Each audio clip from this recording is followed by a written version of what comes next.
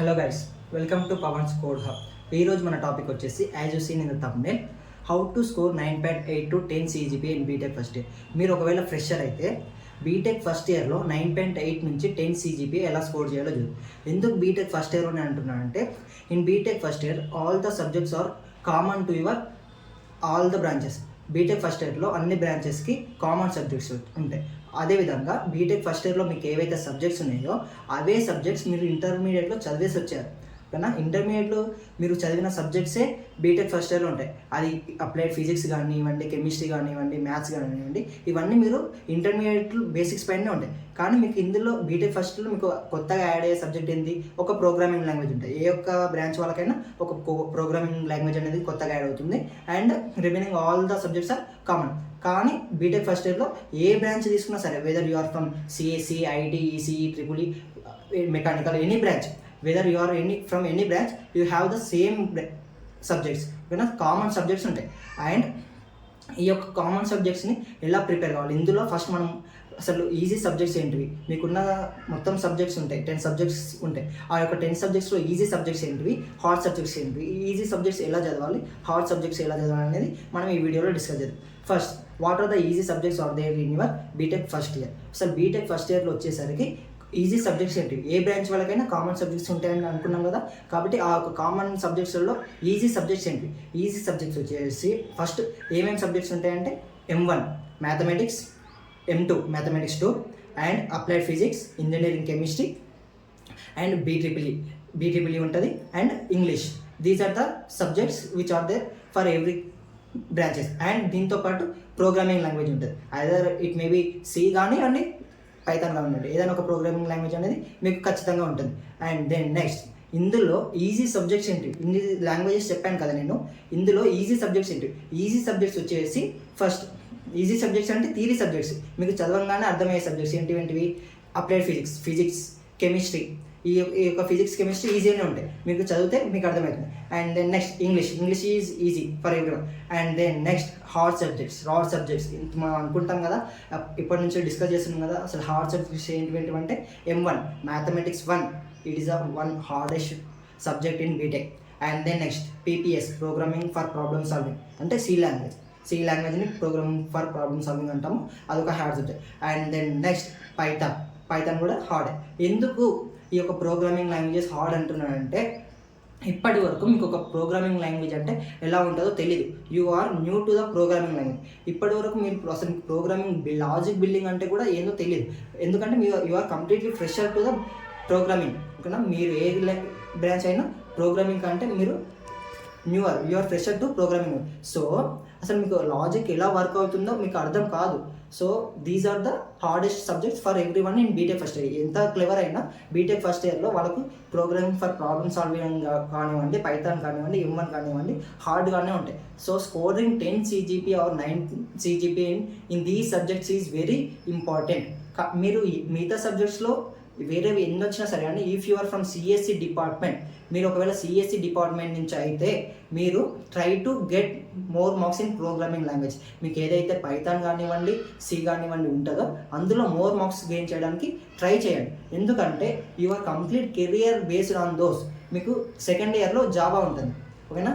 Java is completely dependent on C. మీకు మీకు complete వస్తే జావాలో ఉన్న 30 to 40% మొత్తం సి బేసిక్సే ఉంటాయి. అంటే సి వస్తేనే జావా వస్తుందని కాదు, కానీ సి పర్ఫెక్ట్ నేర్చుకుంటే జావా నేర్చుకునేటప్పుడు ఈజీ అవుతుంది. సికి వస్తే 30 to 40% జావా కవర్ అవుతుంది. And then next Python is independent to any other language. Python అనేది అదొక ఓన్ ప్రోగ్రామింగ్ లాంగ్వేజ్. దానికి ఆ ఒక లాంగ్వేజ్ వేరే ఒక లాంగ్వేజ్తో డిపెండ్ అయ్యి ఉంది. కానీ పైథాన్లో కూడా స్కోర్ చేయడం అనేది ఇంపార్టెంట్. పైథాన్ కానివ్వండి, సి కానివ్వండి, try to get 10 CGPA in academics, ఓకేనా? పైథాన్ కానివ్వండి, సి కానివ్వండి, సెమిస్టర్లో 10 CGPA తెచ్చుకోవడానికి ట్రై చేయండి. ఎందుకంటే your future is dependent on programming, CSE వాళ్ళు. అండ్ దెన్ నెక్స్ట్ బ్రో, మా కాలేజ్లో సరిగా చెప్పట్లేదు, సి కానివ్వండి, పైథాన్ కానివ్వండి అర్థం కావట్లేదు అంటే, ఐ విల్ సజెస్ట్ యూ, మీకు యూట్యూబ్లో చాలా రిసోర్సెస్ ఉంటాయి, చాలా కోర్సెస్ ఫ్రీగా అవైలబుల్ ఉంటాయి. Try to listen in YouTube. ఒక మంచి కోర్స్, ఒక మంచి యూట్యూబ్ ఛానల్ తీసుకోండి, ఒక మంచి యూట్యూబ్ ఛానల్ సెలెక్ట్ చేసుకొని ఆ ఛానల్ని రెగ్యులర్గా ఫాలో కావండి, ఓకేనా? ఇది నేను చెప్పేది. మీకు కాలేజీలో చెప్పేది ప్రతి ఒక్కరికి అర్థమవుతుంది అని లేదు, కానీ మీరు ఎక్స్ట్రా ఎఫర్ట్స్ పెట్టాలి. మీరు ఎప్పుడైతే ఎక్స్ట్రా ఎఫర్ట్స్ పెడతారో మీకు అనేది రిజల్ట్స్ అనేది మంచిగా వస్తాయి. So try to study hard in BTech first year. And then next వచ్చేసి అసలు ఓకే ఈజీ సబ్జెక్ట్స్ ఏంటివో చూసాం, హార్డ్ సబ్జెక్ట్స్ ఏంటివో చూసాం, కానీ ఇప్పుడు ఓకే ఇప్పటి వరకు మనం ఏవైతే ఈజీ సబ్జెక్ట్స్ అండ్ ఏవి హార్డ్ సబ్జెక్ట్స్ చూసాం. ఇప్పుడు what are the steps to score 9.8 or 10 CGPA BTech first ఇయర్లో ఇప్పుడు అసలు స్టెప్స్ చూద్దాం. ఏ స్టెప్స్ ఫాలో అయితే మనకు ఆ యొక్క CGPA వస్తుంది అనేది చూద్దాం. First, be regular to college. First ఇయర్లో మీరు కాలేజ్కి రెగ్యులర్గా వెళ్ళడానికి ట్రై చేయండి. ఎందుకంటే from second year onwards I don't suggest you to go to college regular. Second year onwards it's completely depend on you. But first ఇయర్లో మాత్రం కాలేజ్కి రెగ్యులర్గా వెళ్ళండి. కాలేజ్కి రెగ్యులర్గా వెళ్ళి అకాడమిక్స్ మీద కాన్సన్ట్రేట్ చేయండి. అసలు అకాడమిక్స్ ఏం జరుగుతున్నాయి, ఏం చెప్తున్నారు అనేది మీరు క్లాసెస్ రెగ్యులర్గా అటెండ్ అవ్వండి ఫస్ట్ ఇయర్లో. And then next, be friendly with professors.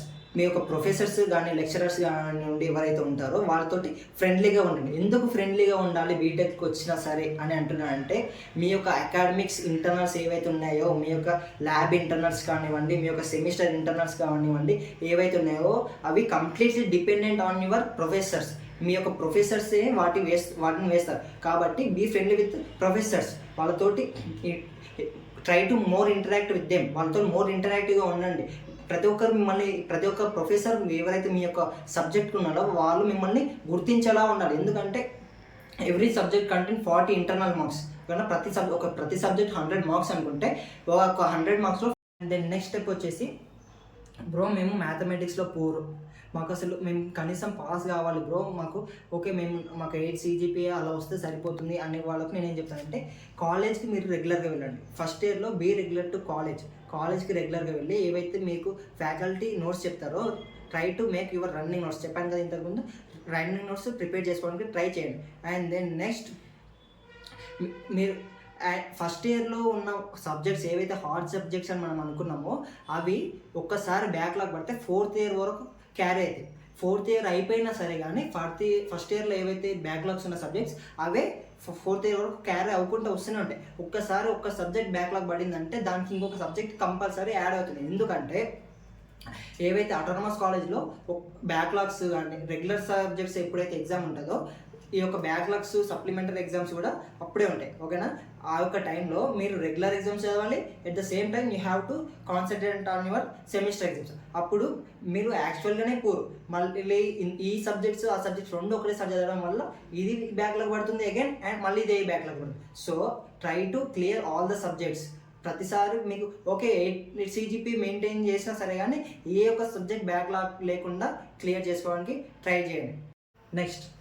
Next వచ్చేసి, how can we prepare regularly academics and technical skills. మేము అకాడమిక్స్తో పాటు మా యొక్క కోడింగ్ స్కిల్స్ కూడా పెంచుకోవాలి బ్రో ఫస్ట్ ఇయర్ నుంచే అని అంటే నేనేం సజెస్ట్ చేస్తానంటే, మీరు ప్రతిరోజు ఒక స్లాట్ వైజ్గా చదవండి. ఓకేనా, ప్రతిరోజు ఒక 2 to 3 స్లాట్స్ పెట్టుకుని కాలేజ్ నుంచి వచ్చాక 1 hour ఒక స్లాట్, 2 hours ఒక స్లాట్, ఇంకో 1 hour ఒక స్లాట్. ఆ యొక్క స్లాట్లలో ఒక స్లాట్లో కంప్లీట్గా అకాడమిక్స్ చదవండి. మిగతా ఒక 2 స్లాట్స్ ఉన్నాయా, లేకపోతే మిగతా ఇంకొక 1 స్లాట్ ఉందా, ఆ యొక్క 1 స్లాట్లో మీ యొక్క టెక్నికల్ స్కిల్స్ ఏవైతే మీ యొక్క ఎక్స్ట్రా స్కిల్స్ మీరు నేర్చుకోవాలనుకుంటున్నారో ఆ యొక్క స్కిల్స్ని ఆ స్లాట్లో నేర్చుకోండి. కానీ బీ రెగ్యులర్ విత్ 1 స్లాట్. ఏవైతే టిప్స్ మనం ఇంతవరకు మాట్లాడుకున్నామో try to follow these steps in order to get 9.5 to 10 CGPA in first year. And then last మన కంక్లూజన్ వచ్చేసి, బ్రో బీటెక్లో 9.8 కానీ 10 CGPA ఉంటే మనకు 4th ఇయర్లో ప్లేస్మెంట్ వస్తుందా అంటే రాదు. బీటెక్లో 9.8 CGPA 10 CGPA ఉన్నప్పటికీ నీ దగ్గర కోడింగ్ స్కిల్స్ కానీ లాజికల్ బిల్డింగ్ స్కిల్స్ కానీ లేకపోతే మీకు జాబ్ రాదు. సో నేనేమంటానంటే, మీకు CGPA 75% నుంచి 85% మధ్యలో ఎంత ఉన్నా సరే it's good. And then next, try to concentrate on improving your coding skills, your logical building skills. ప్రతిరోజు మీ యొక్క అకాడమిక్స్ మీద ఏ విధంగా అయితే కాన్సన్ట్రేట్ చేస్తారో, ఏదైతే మనం స్లాట్స్ డిస్కస్ చేస్తాం కదా ఆ స్లాట్లో ప్రతిరోజు ఒక టెక్నికల్ స్కిల్, ఒక న్యూ స్కిల్ నేర్చుకోవడానికి ట్రై చేయండి. ఎందుకంటే CGPA doesn't matter while getting a placement తెచ్చుకోవడానికి CGPA అనేది మ్యాటర్ కాదు. It's all matter about your coding skills and your technical skills, your logical building skills. And ప్రతి కంపెనీకి 75% CGPA ఉంటే సరిపోతుంది. అలా అని 9.8 CGPA అకాడమిక్లో మెయింటైన్ చేస్తూ మీకు టెక్నికల్ స్కిల్స్లో పూర్ ఉంటే కాదు. So what I'm trying to say is please maintain 80 to 90% CGPA in BTech and at the same time try to build your coding skills. Okay na? For more videos subscribe to Pawan's Code Hub and please like and subscribe.